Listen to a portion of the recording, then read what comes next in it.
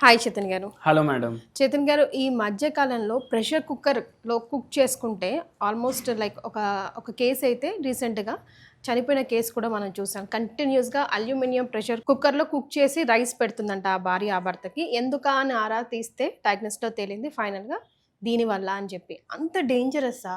అసలు ఎందులో వాడాలి, మరి ఏ ఎక్విప్‌మెంట్ వాడాలో అర్థం కావట్లేదు. సిల్వర్, స్టీల్, ఐరన్, నాన్ స్టిక్‌తో బిల్కుల్ నో అనేస్తున్నారు ఇప్పుడు. అదే స్టాండర్డ్ ఆఫ్ లివింగ్ అనుకున్నాం మేమంతా. ఇప్పుడు మీరు అన్నారు కదా వెండిలాగా కనిపిస్తది అనేసి. హ్మ్. అయితే ఒక పద్యం ఉండే, హ్మ్. ఉప్పు కర్పూరంబు నొక పోలిక నుండు. అవునండి. అవునా కాదా? యెస్. అంటే ఏంది, ఉప్పు కర్పూరం చూడ్డానికి ఒకటేలా కనిపిస్తది, హ్మ్. కానీ ఒకటి మనకు డ్యామేజ్ చేస్తుంది, ఒకటేమో మంచి చేస్తుంది. మంచి చేస్తుంది. హ్మ్. ఎందుకు ఇట్లా చెప్పిన, భీమసేని కర్పూరం ఉంటది కదా, అవునండి. మనకు గ్యాస్ట్రిక్ ఇష్యూస్ లో హెల్ప్ చేస్తుంది, హ్మ్. నరాల బలహీనతలో హెల్ప్ చేస్తుంది. హుహు. ఉప్పు ఎక్కువ తింటే ఏమైతుంది, బీపీ వస్తుంది, కిడ్నీలు పాడైతాయి. అవునా కాదా? అవునండి. ఈ యాంగిల్లో మీరు ఈ పద్యం అర్థం ఎప్పుడైనా ఆలోచించిండ్రా? లేదు. లేదు. కానీ చూడండి ఎట్లా ఉంటది. మనం హ్మ్. పురుషుల గురించి, పుణ్య పురుషుల గురించి ఆలోచిస్తాం. హ్మ్. ఇప్పుడు మన శరీరం ఏదైతే ఉంది హ్మ్. దాంట్లో కరెక్ట్ వస్తువులు పోతే, హ్మ్. కరెక్ట్ మినరల్స్ పోతే మనకు స్ట్రెంగ్త్ వస్తుంది. హుహు. మనకు అదే ఏదైతే మనకు హాని చేస్తాయి అవి పోతే డ్యామేజ్ చేస్తుంది. అంతే కదా. ఇప్పుడు ఇక్కడ నుంచి 100 ఏళ్ళు వెనకాలకి పోతే, హ్మ్. మన తాతలు వాళ్ళు చిన్నగా ఉన్నప్పుడు హ్మ్. వాళ్ళు తినే బాసన్లు దేంతో తయారు చేస్తుండే? అదండి, కాపర్ లేకపోతే రాగి వస్తువులు అట్లా వాడుతుండే ఎక్కువ శాతం అయితే. బ్రాస్ బ్రాస్ కూడా వాడుతుండే. ఆ! మా ఇంట్లో అయితే నేను చిన్నగా ఉన్నప్పుడు కూడా ఉండే బ్రాస్వి, హ్మ్. చిన్న చిన్న బగోనాలు ఉండే, దాంట్లో చాయ్ చేసుకుంటుండే. హ్మ్. కొన్నిసార్లు ఆ బగోనాల్లో రైస్ కూడా చేసుకుంటుండే. హ్మ్. మళ్ళీ ఒక ట్రెండ్ ఏమొచ్చింది, అరే రైస్ ఏమో బాయిల్ చేసి తినొద్దు, హ్మ్. రైస్ మీరు ప్రెషర్ కుక్కర్లో వండుకోవాలి. హ్మ్. అప్పుడేమో ప్రెషర్ కుక్కర్లు ఎప్పుడైతే ట్రెండ్ స్టార్ట్ అయింది కదా, హ్మ్. స్టీల్ది కొన్నారనుకోండి, హ్మ్. కాస్ట్లీ ఉంటది కదా, హ్మ్. కొంటామా మనం? కొనము. అదే. ఏం చేస్తాం, అల్యూమినియంది కొంటాం. హ్మ్. అల్యూమినియంది కొన్నప్పుడు ఏమవుతుందంటే over a period of time where and tear అవుతుంది దానికి. వేర్ అండ్ టేర్ అంటే, ఇప్పుడు మీరు కుక్కర్లో రైస్ వండినరు అనుకోండి, హ్మ్. కుక్కర్లో రైస్ వండిన తర్వాత హ్మ్. ఏమవుతుంది, అది తోమడానికి వేస్తాం. హ్మ్. తోమేటప్పుడు అది వాడతాం కదా హ్మ్. స్క్రబ్, హ్మ్. హ్మ్. మొత్తం రైస్ దానికి అంటుకొని ఉంటది కదా. అవునండి. అది కంటిన్యూస్ స్క్రబ్బింగ్ వల్ల ఆ అల్యూమినియం నెక్స్ట్ టైం మీరు దాంట్లో కుక్ చేస్తే మీ రైస్లో కలిసిపోతుంది. అదేలేండి. ఈవెన్ మనం ఏదైనా కర్రీ వండాలన్నా కలుపుతూ ఉంటాం గదా! అయితే ఏమవుతుంది, అది రైస్లో కలిసిపోతుంది. హ్మ్. ఆ రైస్ మీ నోట్లో పోతుంది, దాని తర్వాత మీ కడుపులో పోతుంది. అక్కడి నుంచి ఆ అల్యూమినియం బాడీ అబ్జర్వ్ చేస్తుంది. హ్మ్. దీంతో గ్యాస్ట్రిక్ సమస్యలు, హ్మ్. మలబద్ధకం లాంటి సమస్యలు హ్మ్. ఇది రావడం సరే.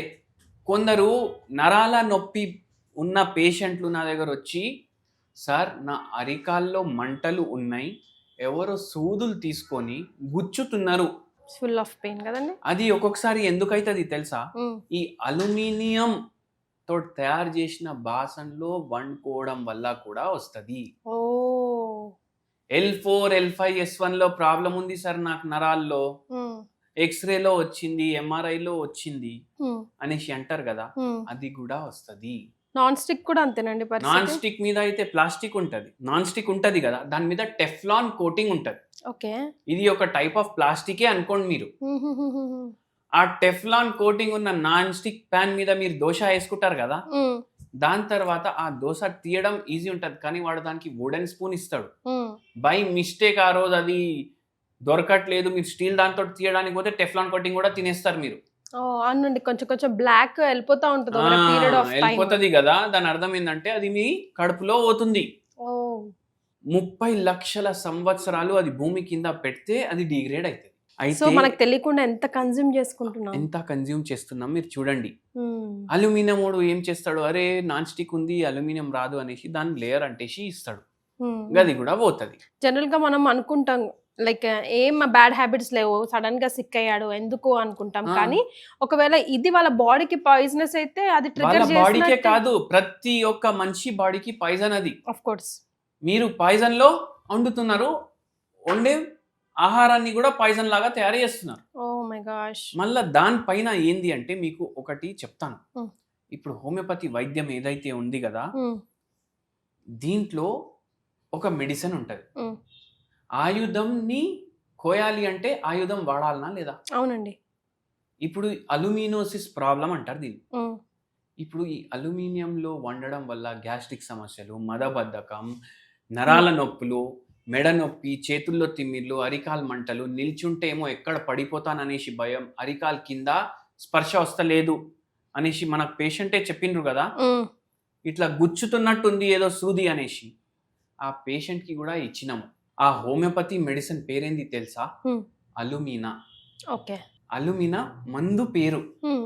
దేనితోటి తయారు చేస్తారు? హ్మ్. అల్యూమినియం తోటి తయారు చేస్తారు. వజ్రాన్ని వజ్రంతో కొయ్యాలన్నట్టు. ఆ అలుమినాది డ్రగ్ పిక్చర్ చదువుతాం కదా, హ్మ్. దాంట్లో ఫస్ట్ లైన్ ఉంటది, అల్యూమినియం బాసన్లు వాడి హ్మ్. దాంట్లో మీరు వంట చేసుకుంటున్నారు, హ్మ్. దాని వల్ల వచ్చింది మీకు ఏదైనా రోగం అంటే ఈ మందు వాడితే అది తగ్గుతుంది. సూపర్. హ్మ్. అయితే అంత బ్యూటిఫుల్ ఉంటుంది హోమియోపతి.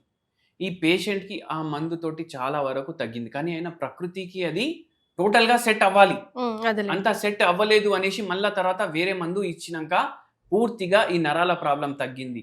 ఈ పేషెంట్కి నిద్రలేని సమస్య కూడా ఉండే. హ్మ్. అంతా ఎందుకు, ఈ బాసన్లు వాడితే మీకు లాంగ్ రన్లో మతి మార్పు కూడా వస్తుంది. దానికి కూడా ఇంటర్ రిలేటెడా? దానికి కూడా ఇంటర్ రిలేటెడ్. హ్మ్. మతి మార్పు కూడా వస్తుంది.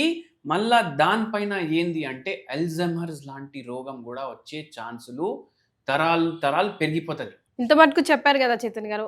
మరి ఏం యూస్ చేస్తే బెనిఫిట్ అంటారు? బ్రాస్వి బాసన్లు వాడండి. హ్మ్. బ్రాస్వి బాసన్లు వాడండి. మీకు ఒక ఎసెట్ కూడా కొన్నట్టు అయిపోతుంది. అంటే బ్రాస్ ది రేట్ పెరుగుతూనే ఉంటది కదా, హ్మ్. మీ కుక్కర్ రేట్ అయితే పెరగదు కదా, మరి బ్రాస్ ది రేట్ పెరుగుతుంది. ఆ బాసన్లు వాడండి మీరు.